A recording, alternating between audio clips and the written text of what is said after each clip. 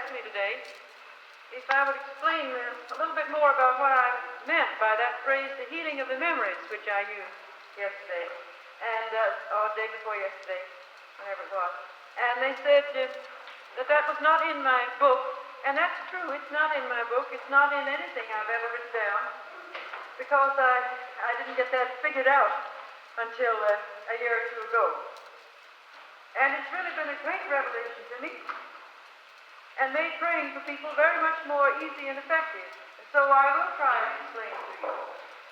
The easiest way to explain things, it seems to me, is in narrative form. That is, telling how they came to me, telling it sort of a history, as it were. So I'll tell you how that came to me. It came to me first through a doctor, a medical doctor, who has been to some of the camps. He said to me, "Agnes, what's the matter with you?" He said, "I watch you when you teach," and he said, "you're just as tense and nervous as you can be." Well, I said nothing. I've always been that way. I'm just a high-keyed kind of a person. And he said, oh no. He said, "There's something in your subconscious mind that bothers you, or else you wouldn't be like that." And I said, "Well, I haven't the least idea what it is." And he said, "Well, I don't either, but I expect I could find out for you." Well, I wasn't interested, really. I said, "Oh, I get along all right. I've always gotten along all right." He said, "Yes, I know, but you're only working at 50% efficiency. You could work at 100% efficiency if you were freed from whatever it is in your subconscious mind that's holding you in chains." Well, first I thought, now this is silly. And then I thought, no, that's how I learn, is to try everything that anybody suggests. That is, unless it's wrong, unless I feel that in some way it would be disloyal to Jesus Christ. Well, there certainly was nothing wrong in this, just a little mental probing. So I said, all right, you can try if you like. And so he asked me some questions, very simple questions, about my childhood and so on, and how I felt, my relationships toward different members of my family and friends and so on. And so finally he said, "Now don't you see, you always had a very deep resentment against so-and-so." And I said, "Oh, no, I didn't at all." And he said, "Yes, you did. But," he said, "being a good little girl, you didn't want to admit to yourself that you had a resentment, and therefore you buried it down in the depths of your mind, and you wouldn't admit it. Now," he said, "when you bury resentment in the depths of your mind, it's just as if you buried a squirrel in the ground, and it would burrow under the ground someplace and pop up somewhere else, appearing as a groundhog." He said, "You bury resentment in your mind, then it digs along underneath and pops up somewhere else and appears as fear." So he said, "Here you are, like that, nervous," which was true enough, heaven knows. And it's because of that, way back in your past. "Well," I said, "all right, if so, what am I supposed to do about it?" He said, "Lady, aren't you the woman that wrote that book?" He said, "Take your own medicine, do what you said to do in that book." And so I did.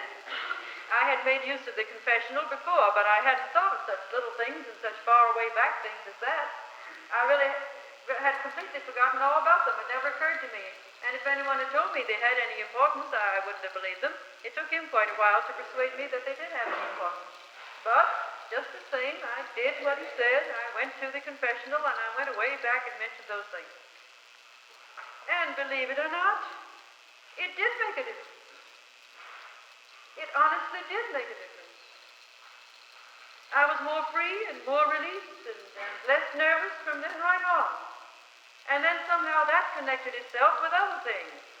That's the way it is when you do anything like that. If you pull up one old memory out of your mind, that connects itself with another one and pulls that up. And that connects itself with another one and pulls that up. Like pulling a piece of Kleenex out of a box, you know. Each piece of Kleenex you pull out starts another piece, you pull that up, and there's another one, and you pull that out, and there's another one. And that's the way it is. That's one of the strange things I notice about the confessional, and that is that afterwards, I'm very likely to think, oh my, there's something else now. I didn't think of that. You see, there's a connection of ideas there. It's exactly what a psychoanalyst does, only for heaven's sake, do it the easy way. Jesus Christ really is the best psychoanalyst, and if you go to him, you don't need any other. But it's the same general principle, and it's absolutely sound. Absolutely sound. Now that results in the healing of the memories. But I'm not going to talk any more about that because I think I've talked long enough on that one topic, and there is a little more about that particular aspect of it. That is how you yourself can get your memories healed.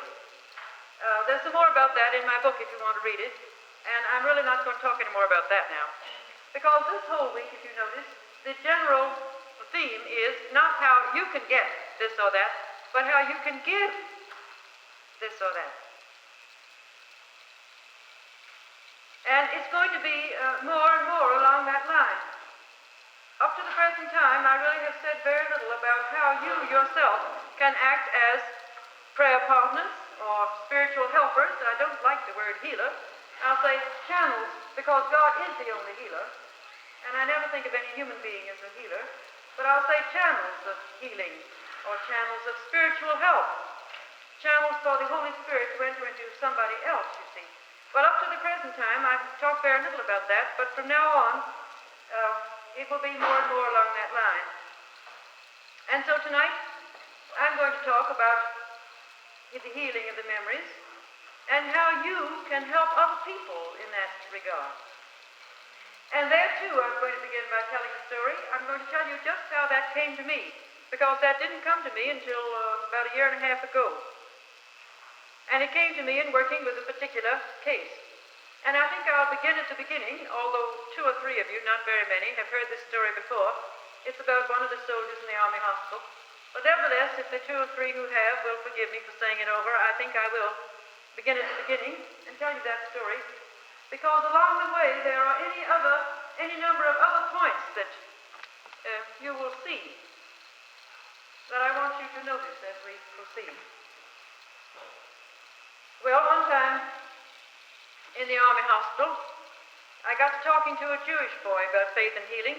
He didn't tell me he was Jewish, and I didn't realize it at first, but after a while I just sort of gradually caught on that he was Jewish, because he didn't say the things that anyone with a Christian background would have said, and when I tried to probe him about his background, I couldn't get anything, and it finally occurred to me he was probably Jewish.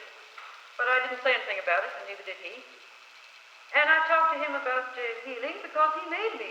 He asked questions. He drew it right out of me. And afterwards I said to him, Harry, why did you ask me those questions? Why did you make me tell you? He said, because I could feel it. I said, what do you mean? He said, I could feel the power in you. There was something like electricity in the air. I knew you had something, and I wanted to know what it was. So he made me tell him, but I told him very cautiously, and not saying anything about God or Jesus Christ or faith or prayer, not using any of those words. Have I given you people a sample of how to talk to people like that in case you'd ever want to know? I forget, haven't I? Well, then I'll repeat the conversation then if it's not too boring to you. Because, of course, this is not the way that you would talk to each other, and it's not the way that you would talk to a Christian, a believer, but I find my own self that this makes a marvelous way to talk to people that don't know anything about it at all. I said, what is it that the doctors say makes you well? They tell you, don't they, that it's nature inside of you that makes you well. Yes, that's true. Well, what is nature? I don't know. Neither do I know, says I. But I just know it's life. It's life inside of your body, making you well. But I know this, that there's life outside of you too. Not all the life in the world is in you, isn't that true? There's a life outside that makes the sun and the moon and the stars swing in their orbits, and the grass come up and the flowers and the trees. You don't do that. Something does. All right then, I said to him, there are 2 things you can do. Now the doctors say, oh, it's just a matter of time, but that's not true. There are 2 things you can do. You can cut the time in half or possibly in a third if you'll do these 2 things. The first thing is that you can increase life in you. You can get in more of this force the doctors call nature. And the second thing is that you can direct life in you and get it to work under your commands and do what you want it to do. Well, says the boy, how do you do that? I said, I don't have time to explain. And anyway, I'd rather you find out the explanation for yourself. So I won't explain, but I'll just give you a recipe. I'll give you a suggested method. I suggest that every day at the same time of day, because of course the package is very powerful, you do these 4 things. First, relax, and I told him how to relax. And secondly, I suggest that you put your mind outside of yourself at this point. Put your mind out of this hospital, way out in the big world. And use your imagination and imagine yourself in a place out of doors where you would just love to be. I asked him where he would like to be. I forget what he said. But we'll assume he said down by the seashore. Then I would say, that's right. Then pretend like you're down by the seashore. Just imagine that there you are on the white sand looking way out over the ocean as far as you can look. And everywhere you look, there's beauty and peace and light. Things moving, the waves moving rhythmically, and the clouds moving over the sky. Now just think of that until you get that good, happy feeling that used to come to you. You see, I rather dwell on this because these men in army hospitals have forgotten the feeling of life. They really have. They have forgotten what it feels like to feel really alive. So I said, now think about that until it comes real to you. Don't be afraid to. Sometimes they'll say, I don't want to. Then I can't stand it when I remember that I'm here. Sometimes they frankly said that. They said, I don't want to. I really can't take it. But he didn't say that. He said, okay. And I said, then the third thing is, talk to that life out there. You don't know what it is? I don't know what it is, really. But just say to it, say, whatever you are out there, I'm opening my mind to you now. Come into me and help me to get well. That's your third step. With a Christian, you see, that would be intercessory prayer. Then the fourth step, I said, is to put your mind in your leg. In his case, the shrapnel had gone in one side of the leg and out the other side, and the bone was all messed up, and there were 2 inches of it completely missing, and the rest of it was all cracked up. And the flesh of the leg was full of bits of hair and skin and clothes, threads, and tiny bits of shrapnel, and one thing and another. And the bone that was left there was deeply infected with osteomyelitis, which is sort of like a cancer of the bone. It was rotten, you see. And it was so rotten that they couldn't operate. They couldn't do a bone graft. All the men in that ward were like that. It was what they call the drainage ward. All the bad ones were there. So I said, put your mind in your leg now, and put your mind right inside of the bone of your leg, and make in your mind a picture of the bone of that leg, strong and white and perfect and clean. Now I said, it isn't that you're kidding yourself, it's not that. But you want to make the picture of the thing that you want to be. So make the picture of that bone, perfect. And then pretend like you can see the flesh built around it, and the nerves and the sinews. I said, if you don't know what it looks like, get a book of anatomy and find a picture of a skeleton and see what you're supposed to look like inside, and draw it with a paper and pencil so as to make a clear picture in your mind. Now I said, do that. And then say to nature in you, say, now see, there's the blueprint. That's what you're supposed to do. Now get busy and do that. And then I said, you might say to the life outside, you might say, if there is anything out there that's helping me, thanks. Now doesn't that sound funny? And at one time I would have thought that that wasn't right, to teach somebody to, well, as Harry said to me afterwards, he said, you really pulled a fast one, didn't you? Sure. But it's all right. The Lord doesn't mind, and certainly the patient doesn't mind. He finds out by himself after a while what he's doing. So he looked rather puzzled, but very much interested. And I said, now there's one other thing I could do for you. I've been doing this a long time, and I've sort of got the feeling of it. I'm sort of tuned to that life outside so that it comes through me faster than it would through you. And if you would like, why, I'll put my hands on your leg, just like you turn on the radio. That simply makes the connection, that's all. Like turning on the radio connects the sound waves of the air and releases them into the room. So I said, if you like, I'll do that. And I'll think that way myself. I'll say it out loud. And then you'll feel life moving in you. Well, you'd be surprised how easy it is to get away with that with a man in an army hospital. You wouldn't think it would be. There's no privacy. There are 36 of them in a ward in this hospital anyway, and the utmost commotion, and doctors and nurses and everybody else chasing up and down the aisles all the time, and everybody's radio on at once. But what they generally say, well, I'm finished this way, so I might as well try. And I say, that's right. If it works, you've got a lot to gain, and if it doesn't work, you've got nothing to lose, so you might as well try. That's not a very powerful amount of faith, is it? But it is open-mindedness, and open-mindedness seems to be enough. It's open-mindedness and it's courage, because it takes quite a lot of courage to try that, with always the possibility that the other fellows might see you and poke fun at you. So we tried, and it worked very fast. And in only a couple of weeks when I came back, Harry looked at me and he said, "Say, I can do it, what you told me. When I try it, it works. I can feel it. I can feel my legs begin to get hot. And it's getting well, too. It's not raining as much." And then he immediately said, "Say, can you do this for other people besides yourself?" You notice that? The very first minute it began to work for him. That was his immediate reaction. Can you do this for other people as well as yourself? And he didn't even know he was praying. He said, "Do this." And I said, "Why, sure you can." He said, "All right, I'm going to start." And he began right then and there praying for the other 35 men in the ward. Not all at once, but first one and then another. Well, it was hardly any time before he began to be up and around, and he continually asked me more questions on how you do this. And one day he said, "This is the life of God, isn't it?" And I said, "Yes." And I said, "How did you know?"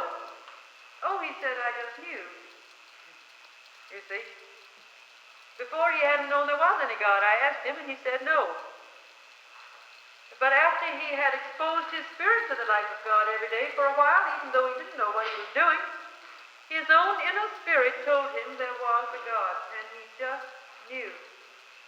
You know, one way to convince people about God is to preach about God and explain about God and so on. That's a good way if you get away with it. But there is another way, and that is just in some manner to get people to practice every day exposing their spirits. That is, having a little meditation that will let in the light of the outside world into them. And if you do that, they're very likely to find out for themselves that there is a God. That's happened with more than one. Any number of men in the hospital have found out that very thing for themselves.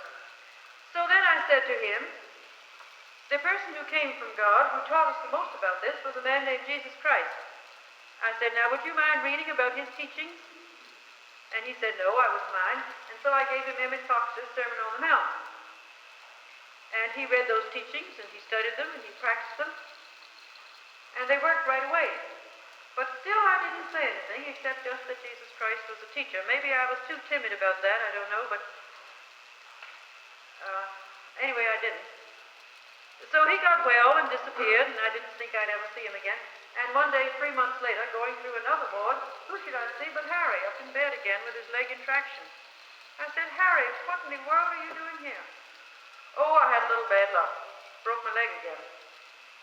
He'd been in bed 2 years then, and he was only 20. No, he was 20. So he said, "But that's not the worst of it. The worst of it is that then my girl broke her engagement. She said it just looked like there wasn't any use waiting for me to get well." So he said, "I was kind of discouraged for about 2 days, and then I figured it out like this. I thought there must be something else that God wants me to know, and that's why I'm here. So if that's the case, it's okay, isn't it?" Gee, that's pretty good. So then I thought, well, I must be supposed to tell him about Jesus Christ, but to tell the truth, I still didn't know how to do it. I felt embarrassed to do it, because it had come to me in talking with other Jewish people that we have rather made the name of Jesus Christ to stink in their nostrils, as the Bible would say in this very frank language. We've surrounded it with feelings of great bitterness. Now, not so much the United States, but I mean in the history of the whole world, the name of Jesus Christ suggests to them only discrimination and persecution of various kinds, and that's not ancient history either, as you very well know. Up to this very present, up to this day, that's the way it is. So therefore one hesitates to say much about it. So I didn't know what to say. So I just took him a New Testament and I said, "Here is the life story of that man, Jesus Christ, whose teachings you studied about. If you read this, why, possibly it will tell you the other thing that God wants you to know."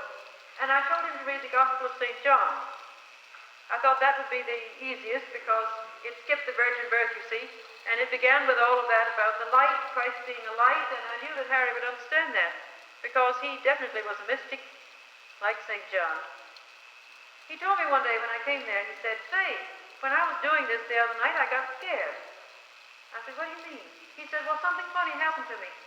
All of a sudden, I wasn't living in this life. I was living in some other life that I could almost remember, but not quite. And it was wonderful. I was never so happy in my life. It was wonderful, but it was so wonderful I was scared. But then I decided, no, I won't be scared. I don't know what this is, but whatever it is, it's the most wonderful feeling in the world, and I won't be scared." Isn't that amazing? You see, he just had that cosmic consciousness, that spiritual experience. Well, when we get an experience like that at a place like this, we think it's pretty wonderful. But this chap, all by himself, he was in a different ward this time, not even with his buddies he prayed for, all by himself with those rough, tough, cussing fellows. I'm telling you, there's not any rougher, tougher place I've ever seen. This could be a prison than an army hospital. They have to be tough. It's their only defense against life. They've got to be tough. And they are. But even there, he had this experience. So I knew that he would understand all about Christ being a light. So he said he had to read it about 3 times, the Gospel of St. John, before he got the idea. And I tried to ask him what the idea was, but he said, "I can't put it in words." And I said, "What do you think of Jesus Christ?" And he said, "I wonder if that's who the other one is." I said, "Harry, what do you mean?" He said, "Well, often when I pray," he knew by this time he was praying, he said, "often when I pray, I feel that I'm not alone. And I just wonder if that's who the other one is." Wasn't that pretty wonderful? I said, "I guess that's who the other one is." Pretty soon after that, he told me that he couldn't pray for himself anymore. He said, "In the first place, it seems such a selfish thing to do. I just can't do it. And he said, in the second place, I think my leg's all right anyway." Of course, I don't know when his leg was all right. He was in the hospital 6 months after that, but he still wouldn't pray for himself anymore. So he prayed for the other men. He prayed for men here and there in the different wards. I'd give him the names, and he'd pray for them. And as soon as he could get out of bed and hobble around on crutches again, he went back to Ward 5, where his original buddies were, the drainage ward, you know, the bad ward. And he would pray for those fellows. Sometimes he talked to them, too. And sometimes he could make them understand, and I couldn't. One time, I went into that ward, and another chap named Parrish, he was more the Billy Sunday-ish type, you know, very religious and very outspoken about it. He was a very good person. And he had been in a most horrible condition with his leg all open from the hip to the ankle, all wide open and draining, and it smelled so terrific it would knock you down. It was just all you could do to stand there and pray for him, and I was getting sick at your stomach. It really was. And he'd been there 17 months like that when I first prayed for him. There wasn't anything anybody could do for him. They couldn't amputate because it was too high up. So when I went into Ward 5 and saw him, he said, "You've forgotten me." And I said, "Well, have I seen you before?" And he said, "Yes, you saw me in Ward 28. You prayed for me 2 months ago in Ward 28. And he said, "I'm a lot better since then." And then he described what he'd been like in Ward 28. And I said, "Well, of course I've forgotten you, because you don't smell bad anymore. You smell fine." And sure enough, the odor had all gone. He said, "Yes, it's all cleared up. The doctors don't know what happened. The osteo's all cleared up. But now," he said, "the thing is, them doctors, they don't operate. They just wait and they don't operate." So I said, "Well, we'll pray for the doctors to hurry up and do some bone grafting in here." And so we prayed for the doctors, and they operated, and he was getting along beautifully. So one time I came in there, and he looked at me reproachfully. He said, "Where were you last Tuesday?" Why, I said I was in Washington. Well, he said, Parrish had a bad time. Parrish was the colored boy across the aisle from him. He said Parrish got an abscess in his leg, and he went up with temperature, and he had a real bad time. But he said, Harry went down there and talked to him. Harry was a Jewish boy. He said, Harry went down there and talked to him, and I talked to him too. I told him I was going to pray for him, and I told him he ought to say his prayers, and I told him how to do it. So I said, well, Parrish, how could you do that?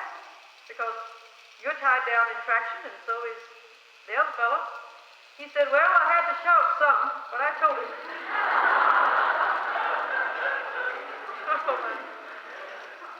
Really, I had the most amazing time in Ward 5. By that time, I think there were 12 men in that ward that all prayed together every day at 1 o'clock. They didn't all know who the other ones were. Most of them were in bed, tied down with a pin. They bore a hole in the bone of the leg and put the wooden pin right through the bone of the leg, and there they are. And so they couldn't meet each other. They didn't know who the other ones were. But there were 12 of them, all prayed together at 1 o'clock. How many men there were in the whole hospital that all prayed together at 1 o'clock, I don't know. And my husband and I went in the chapel at 1 o'clock and had intercessions for all of them. And the Roman Catholic sisters went in their chapel and had intercessions for all of them. That was a bright idea of mine. I thought, why should I pray for all these Roman Catholic boys? I might as well get the sisters to do a little work on it. And so I went and introduced myself to Mother St. Eugene, whom I hadn't met before, and she was very thrilled at the idea. The sisters got in there and prayed for him at the top of the lungs. You could hear him a block away. And that pleased the boys in the other species, you know. When I talked to the Catholic boys, they looked at me very dubiously, knowing that I was not a Catholic. And then I'd say, would you like me to ask the sisters to remember you? Why, then they were pleased to death. So that was the way we had it fixed up, 1 o'clock. Well, anyway, things were going like that in Ward 5. And Harry would go back there and talk to them when he could, and when he couldn't talk to them, why, he would just pray for them anyway. And months passed, and he was still there. One day I said, Harry, I don't understand. You're so good at this praying business. Why you don't pray yourself out of this hospital? You see, why he was there was that the x-rays showed an impossible thing. The x-rays showed a bone that had never been injured. They never did a bone graft. They never even did a bone graft. Nature built in, absolutely, it mended the bone that was there and built in 2 inches of bone right out of the glue. And that's what the x-rays showed. But the Army just couldn't believe it. They'd say, well, this is wrong. There's a mistake here. The x-rays didn't come out right. Put you down the bottom of the list. Wait your turn. A couple of months later, you'll come up. We'll examine you again. That's the way things go. So he looked at me in surprise. He said, why, I wouldn't pray for a thing like that. How would I know that's God's will? He said, maybe God needs me more in the hospital than he does outside. I'm saying these things to show you what an extraordinary person this was. But he never yet told me that he was Jewish. And one day when I went in, he was just as white as a sheet, positively blue around the lips, and the sweat was standing out on his forehead. He looked scared absolutely to death. And he said in such a low voice I could hardly hear it, he said, there's something I've never told you, but I think I must. Do you know that I'm Jewish? I said, why, of course, Harry. I've always known that. What difference does that make? And he looked completely and perfectly amazed. He just could hardly believe it. He said, but most Christians wouldn't talk to me knowing that I'm Jewish. Why, I said, I don't think that's so, but I'm not quite sure if it's so or not. Anyway, I forget just what I said. Except I do remember I said this. I said, why, Jesus Christ was Jewish. And he looked even more surprised. And I learned a great deal from working with him. Things I would hardly have believed, because I had never thought that we were in any way rude or disagreeable to Jewish people. But after talking and working with a few of them, I have found out that, not among us, I'm sure, but among a great many rather thoughtless people, there is a sort of a withdrawal, a sort of a feeling, well, we're on one side of the fence and they're on the other side of the fence. And of course, it doesn't help that any when there are places where they're not allowed to build houses in this section and that section and the other section. And there is no excuse or justification for it whatsoever that I can think of. They are a most superior race in very many ways, intellectually very brilliant. Spiritually, I find them to be profoundly brilliant. Well, I haven't had a chance to talk to very few, but the few that I have talked to about prayer and faith seem to grasp the whole idea more quickly than anyone else and to have more power than anyone else. At first that surprised me very much, but then I realized, after all, where did our Bible come from, and the religion that we talk about and that we practice, every single bit of it was written by Jewish people. So naturally, there is a potential strain there of great spiritual power. They could be a tremendous asset to the Christian church, a perfectly tremendous asset to the Christian church. And then one other point came to me in connection with that, which I'll mention and then skip this subject. The other point is this. I believe it would add tremendous power to our prayers if we could most lovingly heal that gap that is between Jewish people and Christians. For this reason, suppose you have a church where there's a church quarrel, and that church is split wide open, split in two parts, and that quarrel is not healed. Are you going to have much power in that church? I think not. The best thing you could possibly do would be to lovingly heal that gap and make them friends again. Now, the split between those Jews who were Christians and those Jews who did not accept Christ is the very first church quarrel. It's the original church quarrel. You see, look back in history, look back in Bible times. First of all, the Jews, some of the Jews, persecuted some others of the Jews who were Christians, and the Gentiles that they took the gospel to. Don't you remember? And at first, those Christians forgave. You remember Stephen and how he said, Father, forgive them? And that added great power to the church. But after a while, things swung around in the other direction.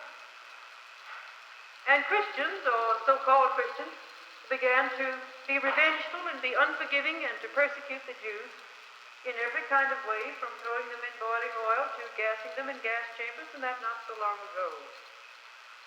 So there you have the original church quarrel. Most of us have forgotten all about it because, after all, we do not do those drastic things. But on the other hand, a great many of us don't do anything. And if we would remember that, we could please our Lord Jesus Christ very much, and we could add greatly to our own prayer power, and we could do a beautiful thing for this world by just making friends. Now, I've said this in lots of camps, and it pleases me no end when I go back to the camps and people report to me the little things that have happened.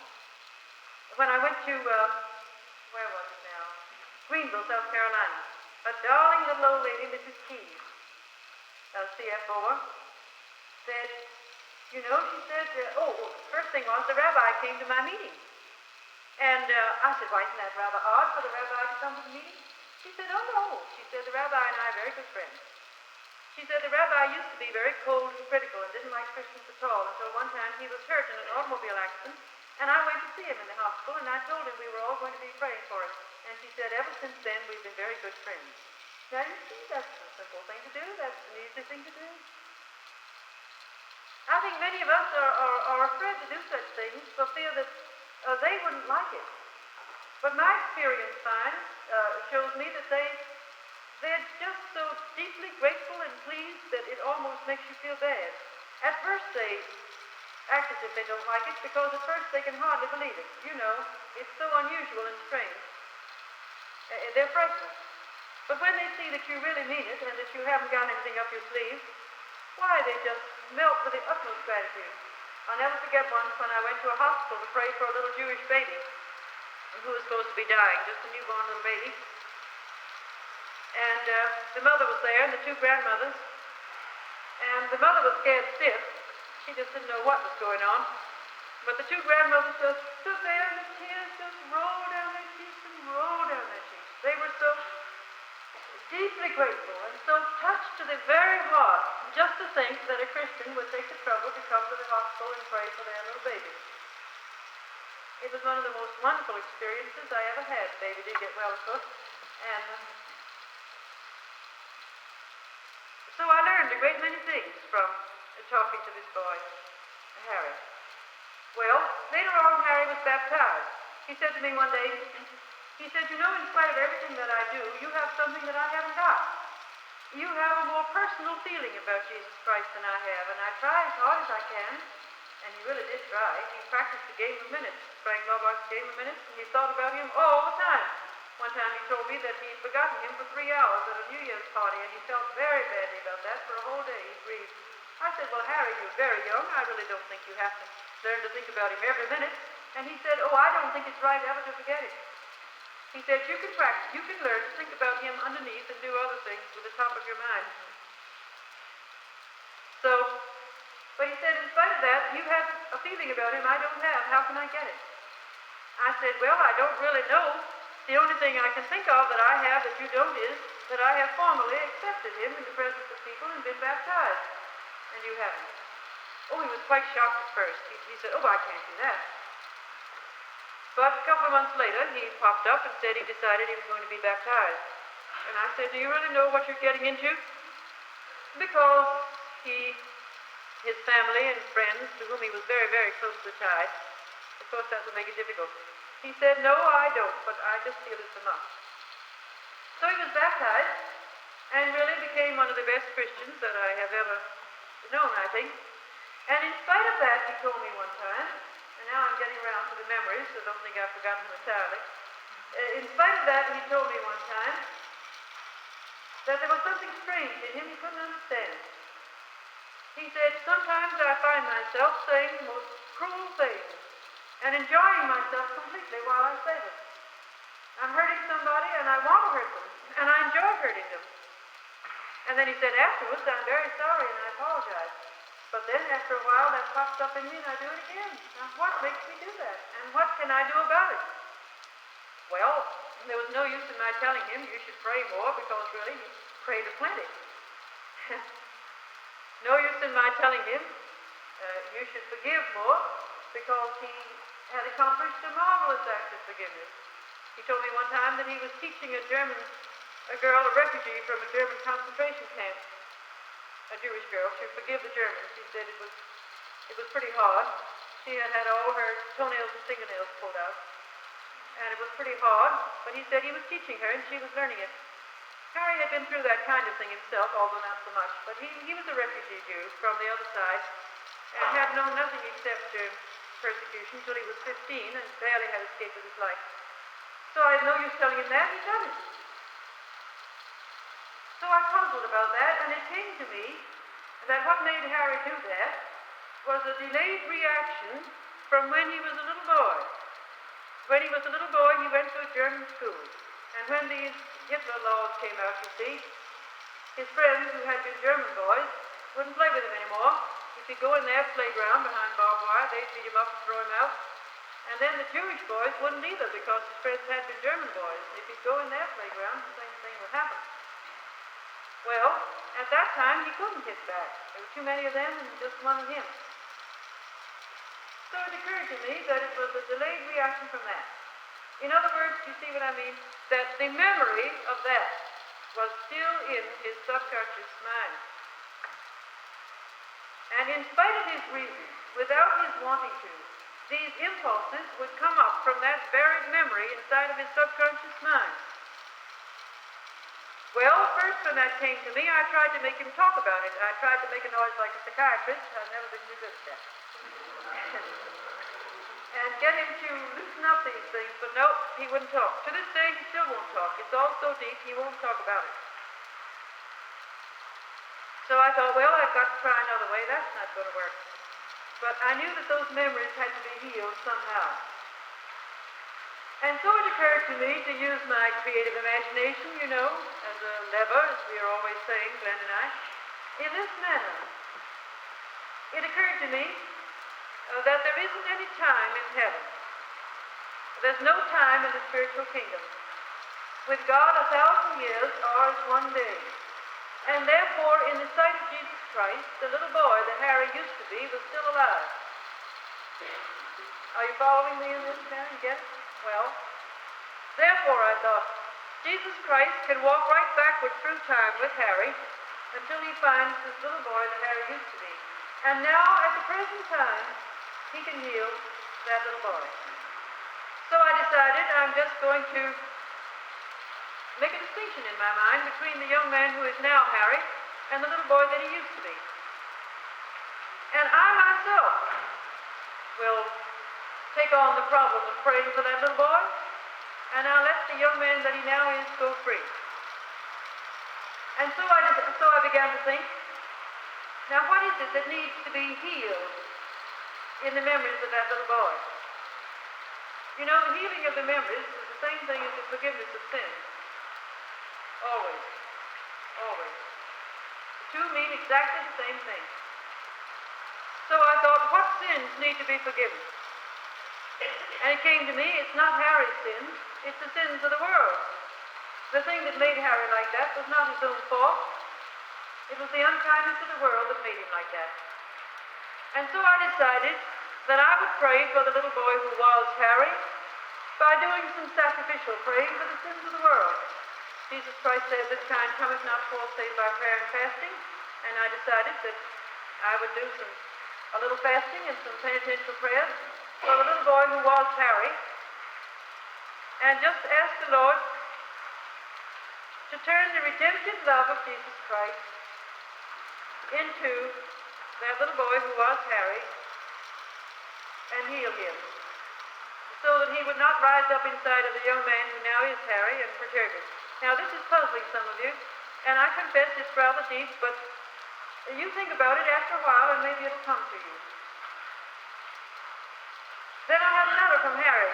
I hadn't done this yet. I was going to do it. The next time Harry came to Moorestown to see me, I was going to pray for the young man who was Harry, and I knew he'd be all right. But before I ever got around to doing that, I had a letter from Harry. And he said, something very strange was happening to me. He said, all of a sudden, I'm happy. For the first time in my life, I'm happy. He said, it's perfectly wonderful. I'm just walking on air. I'm just simply radiant. I'm happy every minute. But the only thing is, I'm frightened. I'm afraid to feel like this. I've never felt like this before. Is it really all right to let go and feel like this? Because what would I do if the other feeling would come back? I couldn't stand it. Now I know what this is. He said, I don't know what's happening to me, but I have a very strong feeling that somehow you're behind it. Now, isn't that amazing? I explained that to my friend George, who is an ex-Marine and a little rough and tough in his language, but a very wonderful prayer. I explained to him about considering Harry as two people instead of one, and me taking over the little boy. You understand? I adopted the little boy. The little boy was my project. That was my little boy. I even tried to imagine just what he would look like. I would take over that job, and the young man should go free. George puzzled a minute, scratched his head. He said, well, it's a fast shuffle, but it'll work.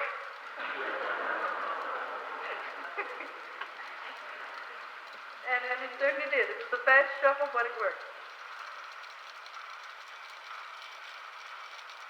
Now, you will have to think for yourself how you can apply that technique to helping people. But I can tell you one very simple way in which every one of you can apply it. If there's anyone who needs help and who needs love, and whom you find it very hard to love, you try by your creative imagination and the Christ love in you to find out whatever made that person so mean and so ornery and so disagreeable. Try and find out. If somebody is mean and ornery and disagreeable, it's always because they have been hurt too much. Probably when they were very young. Always for that reason. At least so far it is. I haven't met anyone so far whose meanness couldn't be accounted for. In Daytona Beach not long ago, a young fellow came to me. He'd been in prison quite a while, just out. But he told me he didn't know whether he really belonged out of prison or not. And when he told me all the things he'd done, I wasn't too sure either. He had done just about everything except murder. And he said, I want to do that. He said, I just want to. I go down the street and I see people and I just simply want to kill them. He said, I don't want to be like that, but I am like that. And he drank, and he had married 2 women only for their money, and then got rid of them as fast as he could, and of course he stole, and he did all kinds of things. Just as bad as he could possibly be, even with a rather terrifying light in his eyes. But he wasn't crazy. He was just thoroughly and completely bad. But he said, I've come to see you because I don't want to be that way anymore. And he told me about a little girl that he had met in the hospital when he was sick.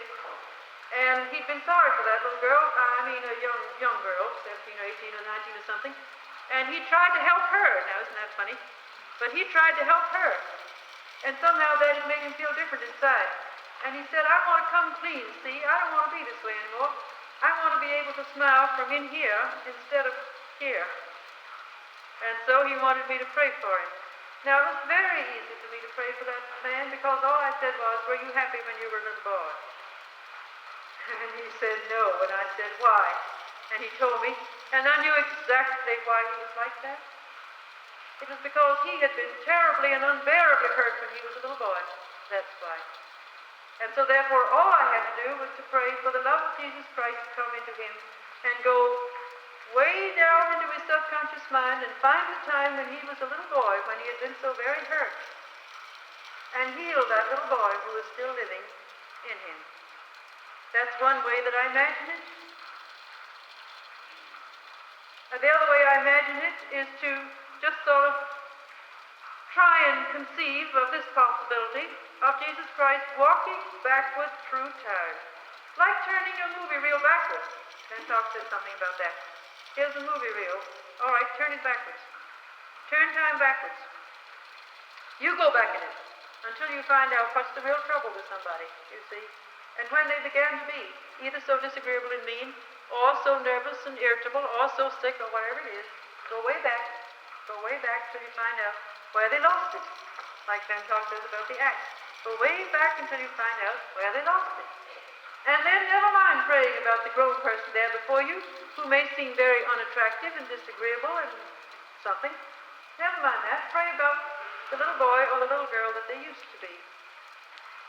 That's a wonderful way of learning to love people, because somehow you will love them. If somebody treats you badly and slanders you and says horrible things about you, if you could just think, now I wonder what makes her like that. If you can look at them with the utmost love and say, oh dear Lord Jesus, help me to understand what makes her like that.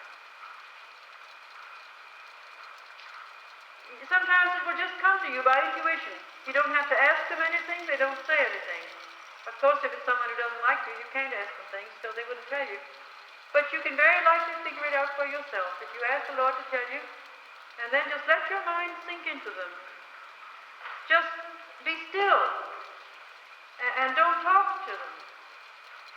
Just contemplate them. People talk about contemplation. I don't know anything about contemplating God. I've never had time to. Maybe, I guess I should someday. But I do know about contemplating people. You can look into them. You can look into the past and you can look into the future. Now that's an amazing thing, but I declare you can. And you don't know how you're doing it. It's just the love of Christ that puts it into you. You can look into their past if you've got enough of the love of Christ, and most amazingly, you can just see, perhaps not in detail, but in a general way, you can just see how they might have gotten started like that. And if you can just see the beginning of it, a few loving words from you, and they'll tell you anything else you need to know. You can look forward into the future, and you can see the way they're going to be. Now, don't ask me how you can do that, but you can. Through the love of Christ. I guess it's really Christ doing it in you and through you. So you see, there is a suggestion for the healing of the memories that any one of you can use. Now, you can use it even better if someone comes to you for help or for prayer. Because instead of just beginning with their present problems, you can very often go back to the past. Now, I haven't been able to do it in talking to people here as well as I would like, just purely for lack of time. This method is apt to take just a little longer. Here, you almost have to make a wild guess and leave it to the Lord's hands. But if you have a longer time and can get better acquainted, why, you can go back into a person's past and just let them talk about their childhood, about when they were young. Just let them talk. Just let them talk. You know, the best way of healing people is just to be still and let them talk. I mean just that. Some people, when they want to help other people, to channel the healing power of God to them, rush at them like a salesman with a line all prepared, don't you see, a little speech they're going to make. And they start right in preaching. And they say, now, I want to tell you this and that and the other, and you're not thinking right. And here's the way of thinking now. I've learned this, it will do you good. It does me good, it does everybody good now. This is the way you must think, my dear. Now you must think positively, and all that kind of thing. Well, sometimes that helps, but I don't think it is as good a way as the other way. Because some people don't like it. They stiffen up. They don't want to be preached to. Yeah. And so I think the other way is better. And the other way is just to listen. and let them talk. If they come to you, why, that's fine. If they don't come to you, you go to them. All you got to do is to push the doorbell and go in and say, I'm awful sorry to hear that so-and-so in this house is very sick. I wondered if I could help you. I used to have troubles like that myself, or something like that. And then just say, now tell me just what it is. What's the trouble? And then just sit there and listen. And whenever they run down, say, oh, my. Isn't that awful? And let them talk some more. The longer you can let them talk, why, the better it'll be. And while they talk, just say, oh, Lord, guide them to say the thing that'll give me the key. Guide them to say the thing that'll give me the key. And that way you don't even have to ask questions. And by the time that they've got done talking to you, why, they're already feeling better. It's such a comfort to be able to unload. Now, of course, I say this. You have to be guided about people. There's some people that don't want to get well, but they just do want attention. And there's some people that you better run a mile if they come at you and start unloading, because if they once wrap themselves around your neck, you'll never get away. That's what doctors would call neurotics, you know. And it's quite a ticklish problem to figure out which ones are like that. But you have to do the best you can in figuring it out. And if you do get started with somebody, and you find out that they don't want to get well, but they just want to go on over and over and over and over, why then, of course, you better slide out of the picture as gracefully as you can. I generally slide out by saying, well, now, we've talked about all these things, and I'm sure that the power of God is going to help you. But now, if you want to continue, why, you better come to my Bible class or something like that, you see, because that's where we get together and work these things out.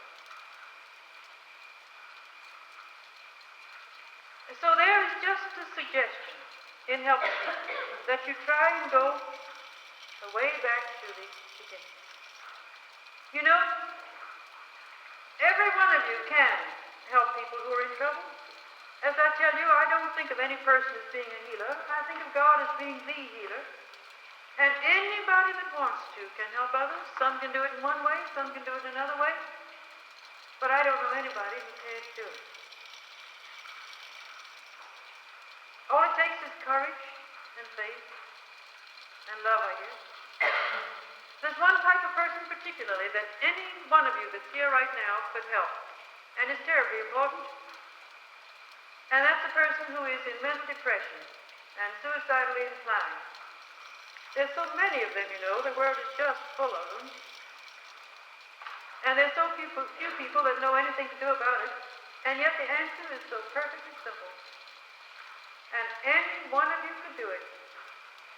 And I just want to tell you now, if you know anybody like that, if anybody comes to you and says things of that nature, oh, listen to it. Don't just say, oh, well, people that threaten to commit suicide don't do it. They do it. Newspapers are full of it every day or two. They do it. So take them seriously. It's better to make a mistake in that way than to make a mistake in the other way. Take them seriously. And then don't tell them to snap out of it. Because that is the most cruel thing that you could possibly tell them. Because anybody who is in a state of depression and melancholia, you see, I'm so interested in this because that's the way I used to be. And I know all about it. And I'm telling you that when you are that way, you cannot snap out of it. Any effort that you make to pull yourself out of it is rather apt to make you worse. I know. I used to go to a movie and think, well, this will make me feel better. Well, while I was in the movie, I'd feel a little bit better. Then when I got out of the movie, and my heart would just drop right straight down in the middle of my stomach, and that blackness would come over my mind again, and I'd feel much worse than if I had just simply stayed awake and fought it, you know, rather than going to the movie and forgetting it a little while. The reaction would be worse. Anything like that just made it worse. Get away from yourself. Go and rest. Go someplace and visit and rest. Doesn't do any good. You take yourself with you wherever you go. My husband sent me off one time to rest a month. Bless his heart, thought that would do me good, and he took care of the babies. Somebody helped him, and I went off for a month. I'd go swimming, and I'd stand there in the middle of the swimming pond and look around. And I'd think, where am I living anyway? Is this the real world, or is it some kind of a dream? This doesn't feel like me. Oh no, it doesn't give a shit. And so therefore, if you have a chance to help somebody like that, if you just will begin right away by telling them that you know there's nothing they can do, why, you've already got them. They're right in your hands. That's how I begin. They say, well, what'll I do? And I say, don't do anything. There isn't anything you can do. I know you can't do anything. Oh, they look so happy. They look so relieved. Why, immediately the sunlight comes out in their faces, they think, oh, here's somebody at last that understands. And I say, I know, because I used to be that way. And then they look at me and they say, well, how did you get out of it? And I said, somebody else helped me, and I can help you. I said, somebody else just put his hands on my head and prayed for me. And the power of God came right in and lifted me right out of it. And I can do the same thing for you. Well, you've already got them. And I never have lost a single one, not ever. Most of them instantly and immediately come back to life, but not all. If it's complicated with all kinds of nervous and glandular and physical trouble and all kinds of marital trouble and problems in life around, it may take quite a while. But I never have had one that didn't get well. Never one. And you can do it too. But now the next thing, if you're going to do it, is to put yourself together and exert great courage. You have to have tremendous courage, because you have got to plant into their minds a thought suggestion that they're going to be well that's so powerful that they just can't avoid it. You've got to make that very powerful and very definite. You just have to pray and ask the love of Jesus Christ to go into them. If you can find out what's the trouble and go back into the past, why do that, and take his love right back to the very beginning of the memories, and ask him to heal those memories, to actually wipe out of the gray matter of the brain the thought tracks made by those memories. You see, people tell us that connections of ideas make little paths through the gray matter of the brain. Well, the love of God can wipe out those little paths. Absolutely can. It's a miracle. It's a tremendous miracle, much more than just the healing of the body. But it certainly and undoubtedly can be done. So, ask the love of Christ to go all the way back and wipe out all those thought connections. Every thought connection that has led to that trouble. Sometimes you might say, to break the connection of ideas. Sometimes I think of the chains of thought as if they were like a chain connected together. And I pray that his love will break that connection of ideas and build in a new connection of ideas, leading towards joy and faith and life and hope. And then, if it's going to work, you have to say, I know that this is working. I know that you're going to be well. I know that the love of Christ is going into you and is accomplishing this. Now, I know this because, and you really have to be so full of the love of Christ that you mustn't show any fear. I know that because at one time my mind got very wobbly. It was after I had first been healed too, but I took a backslide, things happened. You know, there are ups and downs in this getting well process. Oh, very definitely, there are ups and downs. You mustn't be startled if you begin to go up and then take a tumble, because that's the way it is, you see.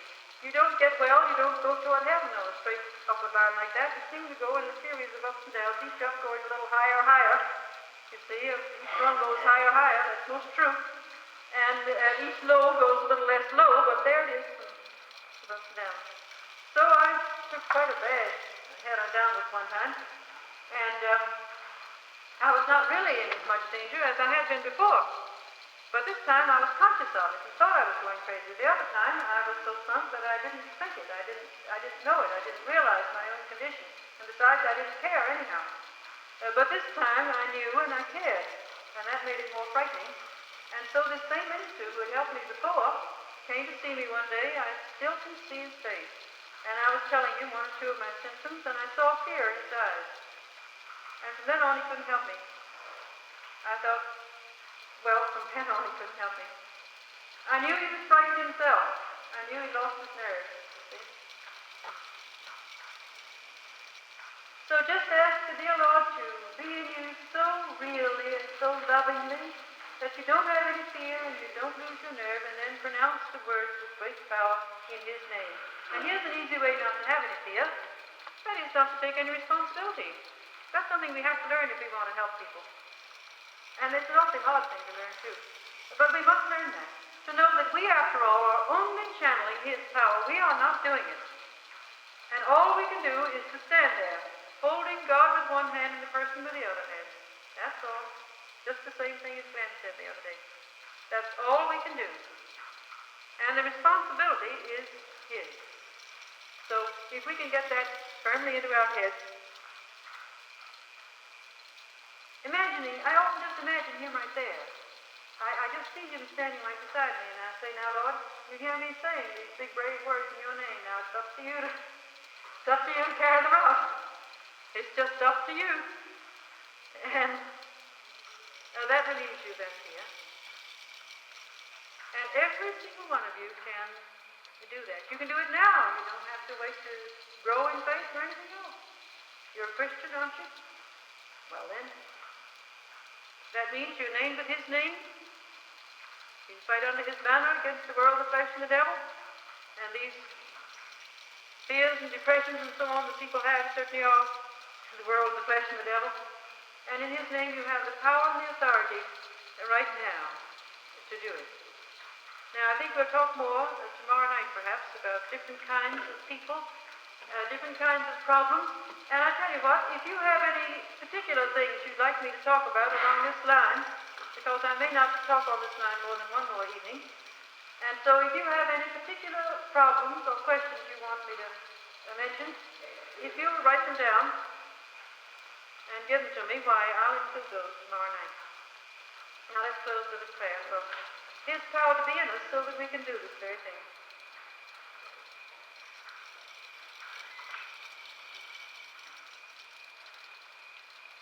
Heavenly Father, we do thank Thee for Thy love made human in Jesus Christ our Lord.